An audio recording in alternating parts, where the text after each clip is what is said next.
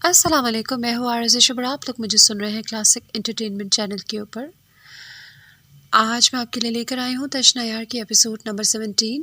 Episode کو شروع کرنے سے پہلے چینل کو سبسکرائب کرنا بالکل مت بھولیے، بیل آئیکن کا بٹن دبائیے تاکہ آنے والی تمام نئی ویڈیوز آپ تک پر وقت پہنچے۔ اور وائس اوور کے دوران اگر مجھے بیچ میں کھانسی ہو یا کسی بھی قسم کی آواز ہو تو اس کے لیے معذرت، پیش کی معذرت، کیونکہ آپ سب کو پتہ ہے میری طبیعت تھوڑی سی خراب ہے، تھوڑی نہیں کافی خراب ہے، تو ایسی کافی ساری پرابلمز ہوں گی، تو اس کو نظر انداز کیجیے گا۔ تو چلتے ہیں ایپیسوڈ کی جانب۔ تشنا یار۔ گاڑیوں کے ٹائر چرچرائے تھے جہاں اسفد یار ولی خان اسلحے سے لیس اپنے گارڈز اور میر کی ہمراہی میں مجید صاحب کے گھر میں داخل ہوا تھا۔ باہر نکالو تو ربا بیٹی کو، وہ کروفر سے اندر داخل ہوتا گرجدار لہجے میں بولا تھا، جہاں خالی گھر اس کا منہ چڑھا رہا تھا۔ منسا کا کمرہ کہاں ہے؟ کونے میں کھڑی سکینہ پر اس سے قہر آلود نظر ڈال کر اس سے پوچھا تھا، جو تھر تھر کانپ رہی تھی آنے والے وقت کا سوچ کر، کیونکہ اس کی کوتاہی کی وجہ سے مہراز بیگم منسا تک پہنچ سکی تھی۔ وہ سکینہ کی نشاندہی پر اس کی خوابگاہ میں داخل ہوا تھا۔ پورا کمرہ اندھیرے میں ڈوبا ہوا تھا۔ اسفندیار نے بورڈ کے لیے ٹٹولتے ہوئے دیوار پر ہاتھ مارا تھا۔ اس نے جیسے ہی بٹن دبایا پورا کمرہ روشنی میں نہا گیا۔ وہ کروٹ کے بل لیٹی ہوئی تھی، جو سرمئی رنگ کے کمبل میں لپٹی اس کی توجہ اپنی جانب مبذول کروا گئی۔ وہ 2 قدم چل کر گھٹنے کے بل بیڈ پر اس کے اوپر جھکا تھا، جو شاید گہری نیند میں تھی۔ اسفنا نے ایک جھٹکے سے اس کے اوپر سے کمبل سرکایا تھا۔ وہ ہڑبڑائی تھی، جو شاید کچی نیند سے بیدار ہوئی تھی۔ اس کے اندر اس وقت ایک حشر برپا تھا۔ وہ دھیرے سے اس کے نزدیک بیٹھا تھا، جس نے استحقاق سے اس کے وجود کو دیکھا تھا، جو کالے رنگ کے لیلن کے سوٹ میں بنا دوپٹے کے آبشار کی طرح کھلے بکھرے بالوں میں تھی، جنہیں شاید اسفندیار نے پہلی بار دیکھا تھا۔ اس نے نرمی سے اسے بالوں سے جکڑ کر چہرہ اوپر کیا تھا، جہاں اس کی آنکھیں رونے کے باعث سوج چکی تھی۔ چہرے پر انگلیوں کے نشان واضح تھے۔ شنگرفی ہونٹوں سے رستا خون دیکھ کر وہ غصے سے پاگل اٹھا تھا۔ اس نے لمبے کے 1000ویں حصے میں منسا کا ہاتھ تھاما تھا، جو اس افتاد پر بکھلا اٹھی تھی۔ آخر وہی ہوا جس کا منسا کو ڈر تھا۔ درد ہو رہا ہے؟ اس نے نرمی سے اس کا چہرہ ہاتھوں کے پیالوں میں بھرا تھا۔ پیالے میں بھرا تھا۔ اسفن کے غیظ و غضب کے آگے اس کی زبان جیسے تالو سے جا چپکی تھی۔ اس نے نفی میں سر ہلایا، جس کی آنکھیں جھلملائی تھی۔ وہ اگلے ہی پل اس پر جھکا تھا۔ نہ اجازت چاہی تھی، نہ پیش کی اطلاع دی تھی۔ پتھرائی آنکھوں نے بے یقینی سے یہ منظر دیکھا تھا، جو اس کے چہرے پہ پھول کھلاتا چلا گیا۔ وہ اس کی نظروں کی تپش اور لمس کی حدت سے فطری حجاب میں آ گئی، جیسے وہ کوئی ازالہ کرنے کی کوشش کر رہا تھا۔ ایک ایسی دیوانگی تھی یا کوئی مداوا تھا جسے منسا سمجھنے سے قاصر تھی۔ وہ شخص کبھی اپنی حدود سے باہر نہیں آیا تھا، مگر آج جیسے وہ منمانی کرنے والا تھا۔ اسفندیار نے اپنی گرفت میں اس نازک وجود کو دیکھا تھا جو کپ کپا رہی تھی۔ چلو میرے ساتھ۔ وہ بستر سے اٹھا تھا، جو اسفندیار کے لہجے سے کچھ غلط ہونے کا اندازہ لگا چکی تھی۔ کہا؟ اس نے سوالیہ نگاہوں سے اس کی جانب دیکھا تھا، جس نے اس کی سمت اپنا چوڑا مضبوط ہاتھ بڑھایا تھا۔ جہاں میں لے چلوں۔ اس کے لفظوں میں مان تھا، جسے نظر انداز کرنا منسا کے لیے ناممکن ہو گیا تھا۔ اس نے میکانکی انداز میں اس کے ہاتھ پر اپنا نازک ہاتھ رکھا تھا، جو کسی نازک آبگینے کی طرح اسے سنبھال کر بستر سے نیچے کھڑا کر گیا۔ شاید وہ اس پر تمام اختیارات رکھتا تھا، اس لیے اس نے اطراف میں نظریں دوڑائی تھی، جہاں تکیے کے نزدیک ہی اسے منسا کی شال رکھی نظر آئی تھی، جیسے اسفندیار نے اس کے گرد لپیٹ کر اس کا ہاتھ تھام کے باہر نکلنا چاہا تھا۔ منسا نے یکدم اسے بریک لگائی تھی۔ سر، بابا گھر پہ نہیں ہے۔ میں ہمارا رشتہ بھی ایکسپوز نہیں کر سکتی۔ آپ پلیز یہاں سے واپس چلے جائیں۔ اس نے اس کی طرف دیکھتے ہوئے جیسے درخواست کی تھی، جو ماننے پر مائل نہ تھا۔ نو وے۔ اس کا لہجہ اٹل تھا، جسے سن کر منسا کو اپنی ٹانگیں باقاعدہ کپ کپاتی ہوئی محسوس ہو رہی تھی۔ جو اس کا نازک ہاتھ اپنی تحویل میں لیے باہر نکلا تھا۔ سر پلیز، ماما باہر ہی ہے، میرے ہاتھ چھوڑے، وہ دیکھ لیں گی۔ منسا نے ایک بار پھر اپنا ہاتھ اس کی مضبوط گرفت سے نکالنا چاہا تھا، جو بڑے دھڑلے سے تھام کر اسے سب کے درمیان لے جا رہا تھا۔ اب اگر ایک اور بار بھی تم نے اپنا ہاتھ میری گرفت سے نکالنے کی کوشش کی نا منسا، تو آئی سویئر میں تمہیں سب کے سامنے اٹھا کے لے جاؤں گا۔ اسفندیار کے لہجے میں چٹانوں سی سختی تھی، جو اس کے لیے کسی بھی طرح کا کمپرومائز کرنے کے لیے تیار نہیں تھا۔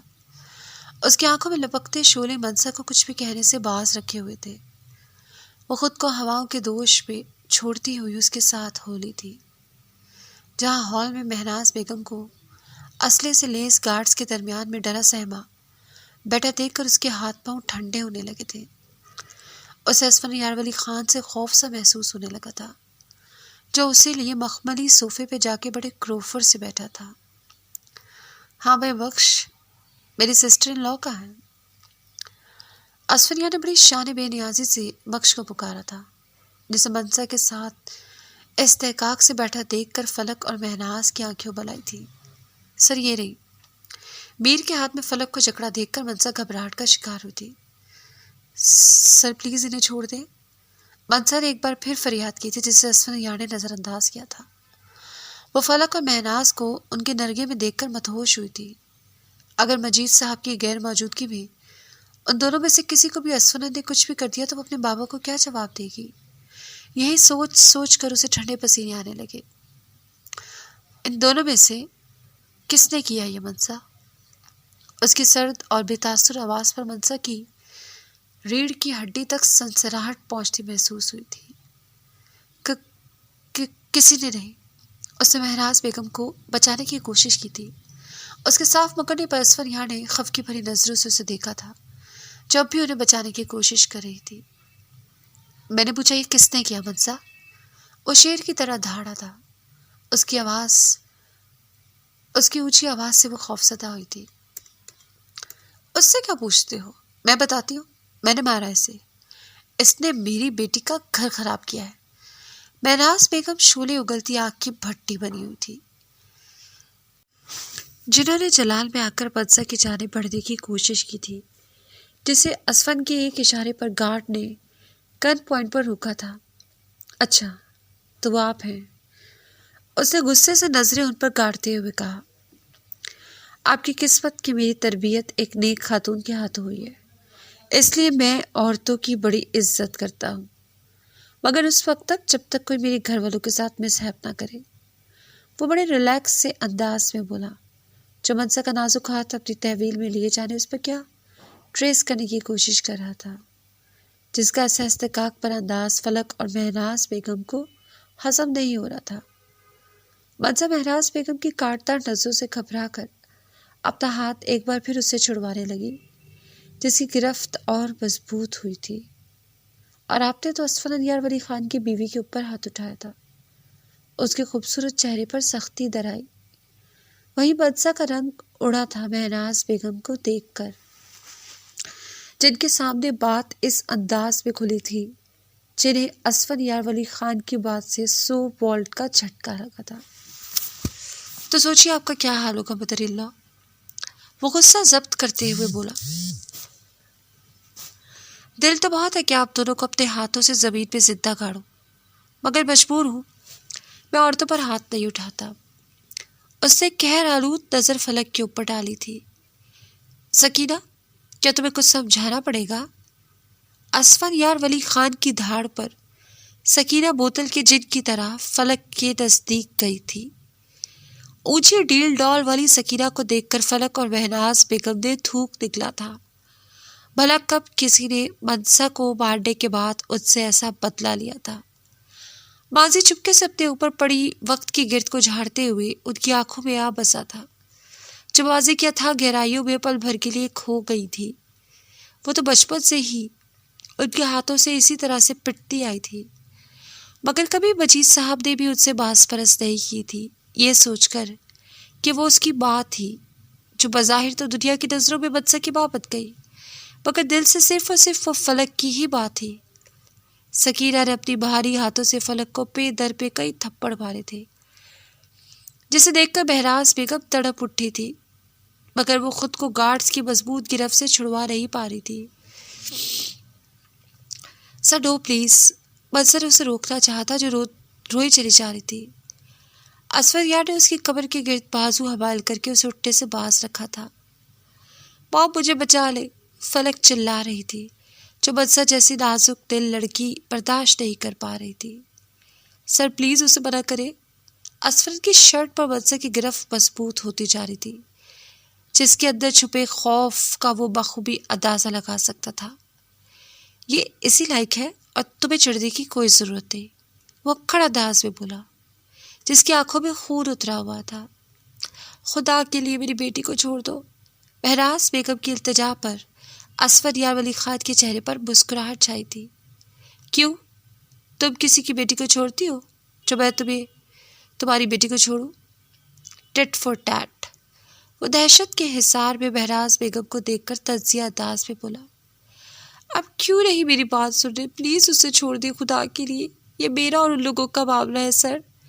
منصر کے بوجھل اعصاب پر درد و تکلیف سے عاری ہو چکے تھے، اس کا گلا سوکھ چکا تھا، دل سوکھے پتے کی مانند لرزنے لگا تھا، جس سے اسفندیار اپنے لبوں کو بھینچے اس کی طرف غلطی سے بھی دیکھنے کا روادار نہیں تھا، جو جانتا تھا وہ اسے روکے گی۔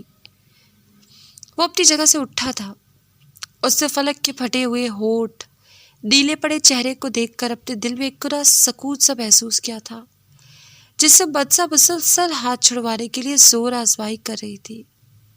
کیا ہوا؟ تکلیف ہو رہی ہے اپنی بیٹی کو دیکھ کر؟ اس نے طنز کیا تھا بہراز بیگم کو دیکھ کر، جو نڈھال ہوئی نیچے گری فلک کو دیکھ رہی تھی۔ پانی پھینکو اس پر، سگیرہ سے ہوش دلاؤ اور پھر سے مارو، وہ بپھرے ہوئے شیر کی طرح بولا۔ نہیں، اسفند میں بابا کو کیا جواب دوں گی؟ وہ گلوگیر لہجے میں بولی۔ وہی جواب دے رہا جو یہ تمہیں مارنے کے بعد اپنے شوہر کو دیتی ہے، وہ لفظوں کو چبا کے بولا، جس کی رگیں غصے کے باعث کٹپٹی کے بعد سے ابھری ہوئی تھی۔ تم پلیز ہم پر رحم کرو، میری بیٹی کو جانے دو، وہ فلک کی بدتر حالت دیکھ کر بولی۔ ہم ہمیشہ کے لیے تمہاری زندگی سے چلے جائے گی۔ وہ پھوٹ پھوٹ کر رونے لگی۔ وہ تو تم ویسے بھی جاؤ گی اولڈ وومن، وہ سپاٹ لہجے میں بولا۔ اسے لمحے بھر کے لیے منصر کا ہاتھ چھوڑا تھا۔ ایک بات ہمیشہ یاد رکھنا، اگر اب تم دونوں میں سے کوئی بھی منصر کو کسی بھی قسم کا کوئی بھی نقصان پہنچانے کی کوشش کرو گی، اسے میر کے ہاتھ سے گن پکڑی تھی، تو اس گن سے نکلی گولی تمہیں اگلا سانس لینے نہیں دے گی۔ اسفندیار نے نفرت سے لفظوں کو چبا کر کہا، اب دفع ہو جاؤ میری نظروں کے سامنے سے، ورنہ میں تم دونوں کا وہ حال کروں گا کہ ساری زندگی پچھتاؤ گی۔ وہ حقارت سے کہتا ہوا منصر کی سمت پلٹا تھا۔ تمام گارڈز اور سکینہ بھی اس کے ایک اشارے پر باہر نکلی تھی۔ چلو منصر، وہ اس کی سمت ہاتھ بڑھا کے بولا، جس کی آنکھیں لہو ٹپکا رہی تھی۔ میں نہیں جاؤں گی، اس نے آنسو صاف کرتے ہوئے کہا۔ وہ صاف انکاری تھی اسفندیار ولی خان کے ساتھ جانے کے لیے۔ تمہارے تو اچھے خان بھی جائے گے، اس کے صبر کی انتہا تھی۔ میں نے کہا نا میں یہاں سے کہیں نہیں جاؤں گی میرے بابا۔ اسفندیار ولی خان نے اس کی بات پوری ہونے سے پہلے ہی اسے اپنے مضبوط آخری بازو پہ اٹھائے باہر کی سمت نکلا تھا، جو گنگ ہوئی تھی، جس کی حساسیت منجمد ہونے کو تھی۔ وہ مزاحمت کرنا چاہتی تھی، مگر اسفندیار ولی خان کی مضبوط گرفت کے آگے وہ ہل بھی نہ پا رہی تھی۔ وہ شخص اپنی بدمانی کرتے ہوئے یہ اقدام اٹھا گیا تھا، جس کا آگے جا کے کیا نتیجہ نکلنے والا تھا، اسے سوچ کر ہی اس کی ہارٹ بیٹ تیز ہونے لگی تھی۔ اب سمجھ کیوں نہیں رہی میری بات؟ یہ ٹھیک نہیں کر رہے۔ وہ مسلسل زور آزمائی کر رہی تھی، جس کے نازک ہاتھوں کے مکے اسفندیار جیسے باڈی بلڈر کا کچھ بھی بگاڑ نہیں پا رہے تھے۔ اس کے وہم و گمان میں بھی نہیں تھا کہ وہ اس طرح سے اس کے بازوؤں میں ہوگی۔ تو بالکل ٹھیک کہہ رہی ہو، تمہارے آگے مجھے کچھ بھی سمجھ نہیں آتا، وہ پرسکون انداز میں بولا، جس سے اپنا وجود سرد پڑتا ہوا محسوس ہو رہا تھا۔ گاڑی تیزی سے فراٹے بھرتی ہوئی سیاہ تارکول کی سڑک پر بھاگ دوڑ رہی تھی۔ منصر کو اپنا وجود سرد پڑتا محسوس ہو رہا تھا۔ مسلسل گریہ زاری سے انرجی جیسے نچڑ چکی تھی، سوچتے سمجھتے کہ ہر حس جیسے سلب ہو گئی تھی۔ بلاخر اسفر یار ولی خان سے وہ لڑتے لڑتے تھک سی گئی تھی، چکلو خور سے بیگارہ ہوئی تھی۔ مستعدی سے گاڑی چلاتے ہوئے اسفر یار نے سرسری سے اس کے سب دیکھا تھا، جو کافی دیر سے اس سے لڑ دے رہی تھی۔ وہ اس سے غافل بالکل بھی نہ رہا تھا، اسے ہاتھ بڑھا کر اسے سیدھا کیا تھا، جو کھڑکی کے ساتھ چپکی بیٹھی تھی۔ منسا، یو آل رائٹ؟ وہ کچھ نہ جواب پا کر اس کی جانب متوجہ ہوا تھا، جو اسے ڈسٹرب کرنے پر تلی ہوئی تھی۔ اسفیار نے گاڑی کو سائڈ پر روک کر بریک لگائی تھی، اس سے پہلے کہ وہ اس کی سیٹ بیلٹ لگاتا، کس نے پوری قوت سے اس کی گاڑی کو پیچھے سے ہٹ کیا تھا۔ اسفیار ولی خان نے سرات سے منسا کے آگے اپنا آخری بازو کیا تھا۔ اگر وہ آگے ہو کر اسے تھام نہ لیتا تو شاید وہ زخمی ہو جاتی۔ گاڑی کھڑے ہونے کے باعث شاید کسی شدید بڑے حادثے سے وہ دونوں بچ گئے تھے۔ اس سے پہلے وہ گاڑی سے نکل کر باہر ڈرائیور کی درگت پر آتا، میر کی کال نے اسے رکنے پر مجبور کیا تھا۔ کون ہے باہر؟ وہ بھڑک کے بولا۔ سر شرابی لڑکا ہے، نشے کی حالت پہ شاید اسے گاڑی لگ گئی۔ ٹھیک ہے تم اسے دیکھو۔ وہ کال متقطع کیے احتیاط سے منسا کی سیٹ کو آرام دہ حالت پہ کر کے سیٹ بیلٹ لگا کے اس نے پیچھے ہونا چاہا تھا، جو بیوی راب کی خطرناک بلا تھی۔ اس سے چونک کر دیکھا تھا، جس کے لمبے ریشمی بال کھلے ہونے کے باعث اسفر یار کی قمیص کے بٹن میں اڑ گئے تھے۔ وہ مبہم سا مسکرایا تھا، اس کے وجود کی مہک اس کے رتھوں سے ٹکرائی تھی، جس کی قربت اسے بہکا رہی تھی۔ مجھے کہتی ہے کہ مجھے کیوں لے کے جا رہے، اور خود نیند میں بھی مجھے چھوڑتی رہی۔ وہ نرمی سے اس کے بالوں کو اپنی قمیص کے بٹن سے آزاد کرتا، اس کے بالوں پر اپنے سلگتے لب رکھ گیا۔ Welcome to my world honey. مجھے سمجھ میں نہیں آتا آخر آپ کو کس چیز کا چسکا ہے، جو آپ کو کپڑے پاکستان سے سلوانے ہیں۔ وہ موبائل ہاتھ میں تھامے مسلسل اپنی بات سے بحث کرنے میں مصروف تھی، جو پچھلے 1 گھنٹے سے مال میں گھوم رہی تھی۔ نشا بیٹا، تم زیادہ چونچ مت چلاؤ اور خاموشی سے کھاڑی پہ جاؤ۔ مسز سفیان کے تحقق بھرے لہجے پر نشا مسکرائی تھی۔ آخر ایسا کون سا پاکستانی برانڈ ہے جو وہاں پر نہیں ہے؟ تمہیں تکلیف کیا ہے نشا؟ اگر تمہاری ماں 2-4 سوٹ سلوا لے تو؟ 2-4 سوٹ؟ وہ اپنی عادت سے مجبور چلائی تھی۔ ارد گرد میں کھڑے کافی سارے لوگ متوجہ ہوئے تھے، جن میں ایک نسیم بھی تھا۔ کم سے کم آپ نے آج تک کی تاریخ میں 15 کے قریب تو سوٹ سلوا لیے، اور ابھی کتنے سارے انسلے سوٹ ہیں جو میں نے ٹیلر کو دیے ہی نہیں۔ وہ انگلیوں پہ گنتے ہوئے بولی۔ چلو اب نظر نہ لگانا، جاؤ جا کے وہ ڈیزائن سوٹ ڈھونڈ کر لاؤ جو میں نے تمہیں تصویر میں دیا تھا، پھر مجھے کال بیک کرنا۔ تمہارے بابا حضور کی بات سن کر آتی ہوں۔ ہیلو برینی، کسی غیر شناسا مرد کی آواز پر وہ یکدم پلٹی تھی۔ سوری، میں نے آپ کو پہچانا نہیں۔ کوئی بات نہیں، آپ سے میرا تعارف اتنا سا ہے کہ میں اسفر یار ولی خان کا بیسٹ فرینڈ ہوں۔ اسفر یار ولی خان کے نام پر نشا فوراً چوکی تھی۔ بھلا وہ اسے کیسے بھول سکتی تھی، جس کا اتنا لمبا نام شاید ہی اس نے کبھی کسی کا سنا ہو۔ اس نے سر سے پیروں تک جسیم کو دیکھا تھا، جو اسے ٹھیک ٹھاک ہینڈسم لگا تھا۔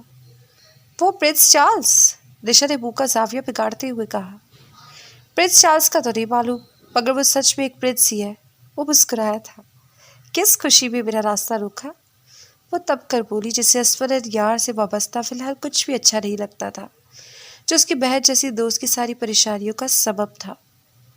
میں نے آپ کا راستہ کب روکا؟ لک، وہ ٹراؤزر کی جیب میں ہاتھ ڈالے نشا کو کچھ لابالی سا لگا۔ ٹھیک ہے، مائی فالٹ۔ اس کے آگے سے نکل کر جانے کی کوشش کرنے لگی، جسے جسیم نے بے اختیار روکا تھا۔ ویسے آپ میری ایک ہیلپ کر سکتی ہے؟ مجھے اپنی موم کے لیے کچھ شاپنگ کرنا تھی، اگر آپ مجھے تھوڑا سا گائیڈ کر دیں تو۔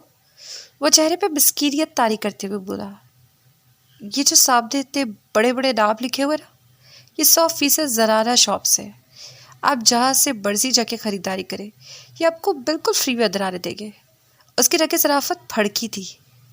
اور اگر میں کہوں کہ مجھے شدھ آپ کے ہاتھوں سے شاپنگ کروانی ہو تو؟ وہ دو بدو بولا تھا، اس کے دبکتے چہرے کو دیکھ کر، جو پہلے دن سے اس پر اثر انداز ہو رہی تھی۔ اپنی شوخ و چچل طبیعت کے باعث۔ تو میں زور سے آپ کو یہ اپنا بیگ ماروں گی، بنا پریس چارلز کا لحاظ کیے، تاکہ آپ نیند سے جاگ جائے، وہ کلس کر بولی تھی جو مسلسل اس کا ٹائم ویسٹ کر رہا تھا۔ بندہ حاضر ہے، شروع ہو جائے؟ وہ چہرے پہ شرارتی مسکراہٹ لیے بولا۔ کافی بھوڈا مذاق تھا۔ اب میں جا رہی ہوں، بنا کالی بلی بنے میرا راستہ بالکل مت کاٹتا، وہ اسے تنبیہ کرتے ہوئے بولی۔ اب تو ملنا جلنا لگا ہی رہے گا، ویسے اپنا نام تو بتاتی جائے۔ اس نے ہاک لگائی تھی جو اسے ادسنا کرتی ہوئی آگے کی سمت بڑھ گئی تھی۔ وہ ضدی تھی اور انتہا کی ضدی تھی۔ بیجا پیار اور لاڈ نے اسے خودسر اور منہ پھٹ بنا دیا تھا۔ وہ کمرے میں رکھی چیزوں کو بے دردی سے توڑ پھوڑ رہی تھی، جس کی ماں باپ دونوں اسے روکنے کی کوشش کر رہے تھے، مگر وہ ان کے ہاتھوں میں نہیں آ رہی تھی۔ کیوں کیا اس نے ایسے بابا؟ آخر کیوں؟ کیا اسے میں نظر نہیں آتی؟ وہ اپنے بالوں کو نوچنے لگی جو ضروری ہو رہی تھی۔ بس کر دو میری جان، بس کر دو۔ اس کے بعد اسے ایسی بکھری حالت میں دیکھ کر اپنے بازوؤں میں بیجا تھا جو ان کے بازوؤں میں جھول گئی تھی۔